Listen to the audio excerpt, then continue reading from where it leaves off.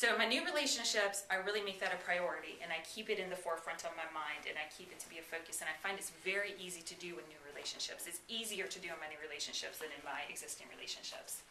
But my existing relationships, they're really important to me too. I mean, some of them I ain't never going to get rid of. You know, some of it is inherited, your family. You're not going to be able to switch out your mom or your dad or your aunts or your uncles or your cousins or your siblings. So, you know, they're kind of permanent fixtures. They're going to be a part of your life, affecting your life one way or the other. Same with a spouse. Like, you could literally change spouses, but I dare to say if you don't work this stuff out with the spouse that you got now, chances are the same stuff's going to come up again if in a future spouse or in some other relationship too. And most likely if it's happening in one relationship, it's probably happening in multiple relationships, because I believe how we do one thing is how we do all things. So if we're just working on autopilot in our life, which 90% of our behaviors and our choices are based on decisions made in our subconscious mind. So if we're just going through on an autopilot 90% of the time in our relationships, there can be a lot of stuff that slips through the cracks. So I had to start waking myself up in my current relationships. And instead of starting to feel that agitation or that disapproval or that defensiveness, that yucky feeling kind of raise up in me, instead of taking that and running with it and dishing it back out, or retreating and feeling hurt or like the victim, instead I use that as a sign that there's something fishy going on. I just don't buy it. To me, it's an illusion. So now I make it my job. I become like the love detective, and I start trying to poke holes in the facade that's being put in front of me. So how do I do this? I take a look at the situation and I say, what do I know to be true? And I can only go on what I know to be true. I can think that this person had this intention or that intention or this motivation or that motivation. Oh, he's just out to get me. He knows that that's going to push my buttons. He knows, because I've told him every day for the last 15 years that whenever he does this, this is what happens from me. So why is he still doing it? He must only be doing it to push my buttons. If I don't know why somebody did something, then why not assume the best instead of assuming the worst? Now, our mind doesn't do that. Our mind goes worst case scenario. Our mind is our negative future prophesizing machine. Our mind is designed to keep us safe. So our mind would rather say worst case scenario and then figure out how to survive than best case scenario and be let down. I dare to say that it's because you think about, hold on to, and make action plans according to the worst case scenario that a lot of times, even if worst case scenario doesn't happen, your desired end result doesn't happen either. But if you err on the side of love and stay unattached to how it all plays out, then that's where you can really transform some stuff. That's where it allows me to go back and say, baby, I don't know why, but for whatever reason, when that interaction just took place between us, I felt really bad. It made me feel like taken advantage of. It made me feel taken for granted. It made me feel not appreciated. That allows my husband to, instead of me going to him and saying, you made me feel undervalued, you made me feel unappreciative, which if somebody's coming at you like this, what do you think the other person's going to do? You're going to be like, let me show you all the reasons why that's not true. You're going to get into that defensive mode, or the other person's going to get in that defensive mode. But if I can go to him and approach him as, I feel this way because it's my emotion. It's not his emotion. I had this emotion. He didn't give me this emotion. He pushed the button that popped up that emotion, but it's my button. It's my emotion. He just pushed it.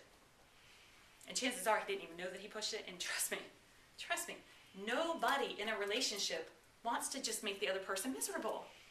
Because when the other person's miserable, they make you miserable. Who would want that? Nobody would really choose that, even if you got all the evidence that shows otherwise. But look at what he did this day, and look at what he did here, and what about this, and what about that? You can stockpile that evidence all you want, but if you don't stop and ask that person, why did you do that? Why did you say that? You never give the other person a chance to show their perspective and their side. And I guarantee you that 99.9% of the times, it's not a malicious intent. They didn't do it just to push your button. And if they are doing it just to push your button, then most likely that's just because that's the only way they know how to function through life, because that's what they were shown growing up or has been their example that's set. I'm not saying again that that's definitely not the way that I prefer for people to react, but I really don't think that I have a single person in my life that's a malicious button pusher. Usually they're just pushed by accident. They're not even in. They're kind of like tripwires. You don't know that they're there. You don't know that you've set off that silent alarm, but you set it off. But it's my alarm.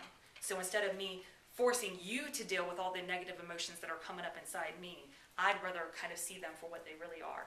So it gives me an opportunity to say to my husband, when that situation occurred, these are the emotions that came up within me.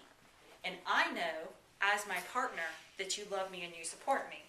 And I know that you want me to feel these emotions. So I don't know why I'm getting these emotions, and I don't want to make them your problem. So I'm going to try to figure them out. And in doing that, my husband can put on his little save the day Superman costume or whatever. He can swoop in and he can say, you know what? I didn't even mean it that way. What I was talking about was, I assumed that you meant this other way. And so what I was talking about was a totally different scenario than what you took it as. And then I can say, oh, okay, now it makes sense. Now I can see how, had I known that that was his intentions, that little story that was going on in his head that he didn't care to share to me because that's his common sense, so he thinks that I'm already aware of this part. When he can show me that part, now we can start building a truthful puzzle. Now we can start truly communicating and working together as a team.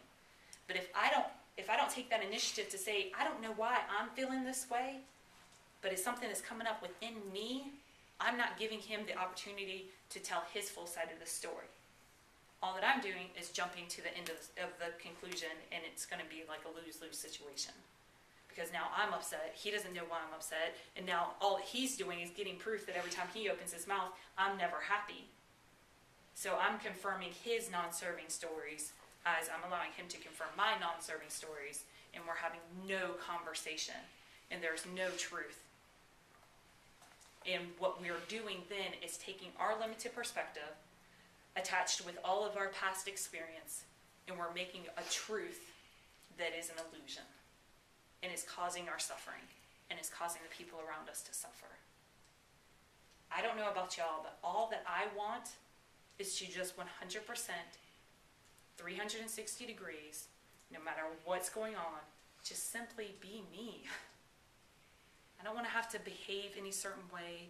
I don't want to be accepted by certain people and not by other people. I don't want to be wrong. I don't want to fail. I just don't want to go through all of this. I would rather just be me and have everybody take that and accept it than to make it right or wrong. So how can I do this to other people? Or how can I not do that for other people?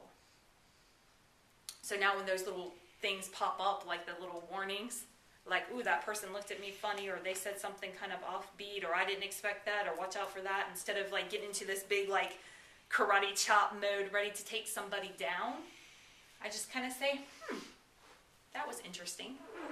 It wasn't good or bad. It wasn't right or wrong. They're not this kind of person or that kind of person. It's just interesting. And it allows me to stop in that moment and decide how I'm going to respond instead of just reacting to the situation. Instead of just dishing back what I interpreted was being handed to me. Instead, I can look at it and be like, didn't order it, so why should I take it? I'll just let them hold on to that. Because if you want to be in a stinking thinking mood, be that way. I'm okay with it. But you don't have to make me that way too. Or I don't have to change myself into that just because that's what you're doing. And I surely don't have to hold you responsible for my emotions because they're my emotions.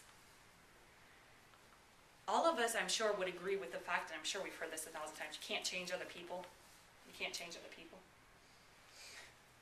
We can't change other people, and we all know this, but yet we go through life expecting them to behave to our